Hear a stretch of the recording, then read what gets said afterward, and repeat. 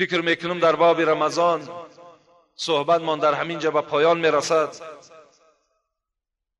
و کار کنین که باز تأکید آخرانم همین است، کار کنین که بندگی خدا را با پررگی بجا بیارین.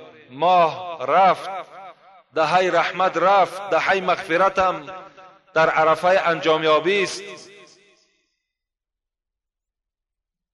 یک جمعه یا 2 جمعه دیگر میخوانیم به همین خاتمه مییابد، پشیمان میشویم، دیگر فایده ندارد.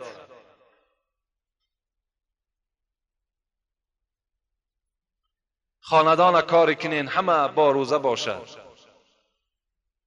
حتی رسول اکرم میگوید من افطر یوما من رمضان من غیر رخصت ولا مرض. اگر کدام انسانی که یک روز همین ماه مبارک رمضان قصداً میخورد،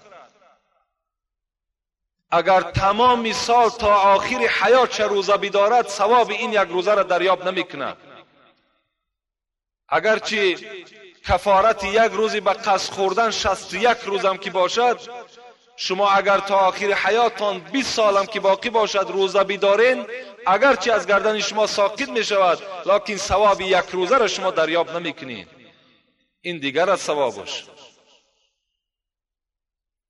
دوم حضرت دعایی که کردن در نزد کدام آدمی که نام من ذکر کرده شود و بر من صلوات نفرستد هلاک شود.